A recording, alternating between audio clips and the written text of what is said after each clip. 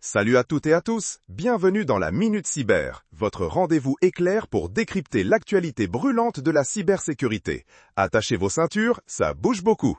On commence fort avec une tendance inquiétante, la recrudescence des attaques de phishing basées sur l'IA.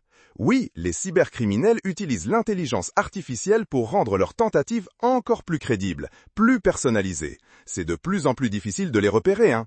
Et ce n'est pas tout côté IA, on a vu l'émergence d'un nouveau type de malware polyglotte, surnommé COSC, également généré par l'IA. C'est un véritable caméléon numérique qui s'adapte à différents environnements. On dirait que l'IA a mis les turbos côté malveillant. Ah, et parlons des violations de données, c'est colossal. Une violation record a exposé des milliards d'identifiants. Oui, vous avez bien entendu, des milliards. Cela nous rappelle l'importance capitale des mots de passe robustes et de l'authentification multifacteur. Dans la même veine, des géants comme Workday et Salesforce ont été ciblés par des violations. Même les plus grandes entreprises ne sont pas à l'abri, ce qui souligne la sophistication croissante des attaques.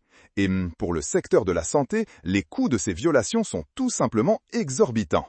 Les données médicales sont une cible de choix et les conséquences financières sont lourdes. Côté vulnérabilité, le ciel n'est pas toujours dégagé. Des failles critiques ont été découvertes dans Securdon Unified PAM, un système pourtant conçu pour la gestion des accès privilégiés. Ça, c'est un point sensible. La CISA, l'agence américaine de cybersécurité, a d'ailleurs ajouté 3 vulnérabilités exploitées à son catalogue KEV, rappelant aux entreprises de patcher de toute urgence. Mais tout n'est pas noir, heureusement. Microsoft déployait son Patch Tuesday d'août 2025, corrigeant pas moins de 111 failles. Un véritable ménage de printemps en plein été. Google, de son côté, renforce la sécurité des applications Android. Ils vont vérifier tous les développeurs dans certains pays, une initiative bienvenue pour assainir l'écosystème. Et pour finir sur une note positive, Global GSA Group a obtenu la certification ISO 27001 pour la cybersécurité du fret aérien. Bravo, c'est un signe encourageant pour la sécurisation de nos chaînes d'approvisionnement. Ouf, quelle semaine! Entre l'IA qui s'invite dans le cybercrime et les efforts constants pour nous protéger, une chose est sûre, la vigilance est de mise.